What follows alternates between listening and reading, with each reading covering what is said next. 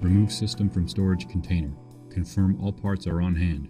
Inspect serviceability of all components according to the inspection guide and take corrective actions as necessary. Lay out the system on a flat surface, keyway facing upward. Pull the wrist restraint buckles to a distance of 8 inches from their corresponding buckles on the belt. Close and lock the buckles, ensuring the webbing engages the web guides. Listen for the distinct locking sound. Firmly tug on the buckles to confirm they are locked. If not previously installed, install the rubber bumpers. Slide the rubber bumpers against the buckles. Create a loop with the wrist webbing large enough to slide a hand through. Repeat these steps for the other side.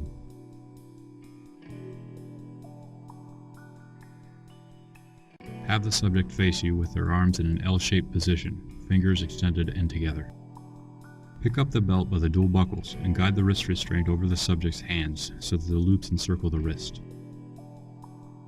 Pull the wrist restraint strap firmly to tighten the strap around the wrist.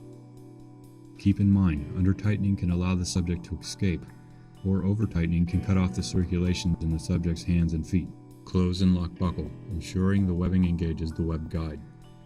Listen for the distinct locking sound. Unlock and reposition the waist belt's buckle just below the buckle on the wrist. Close and lock buckle, ensuring the webbing engages the web guide.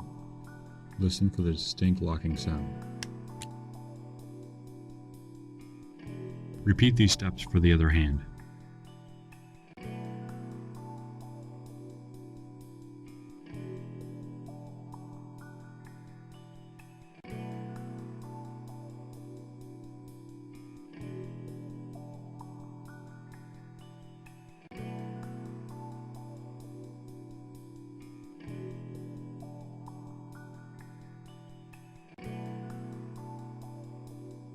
Have the subject turn his or her back towards you. Grasp the waist belt buckle, unlock it, and hold it in your hand. Grasp the free end of the waist belt with the other hand and feed it through the hinged end of the waist belt buckle, ensuring it is not twisted.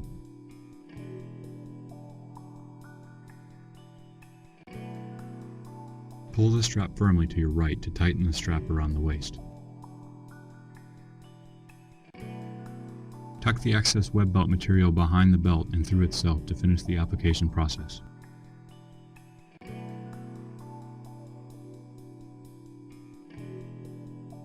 Adjusting the length of the extendable restraints. Have the subject face you. Unlock the waist belt buckle of one of the wrist assemblies and extend the web belt to the desired length. Close and lock buckle, ensuring the webbing engages the web guide. Listen for the distinct locking sound.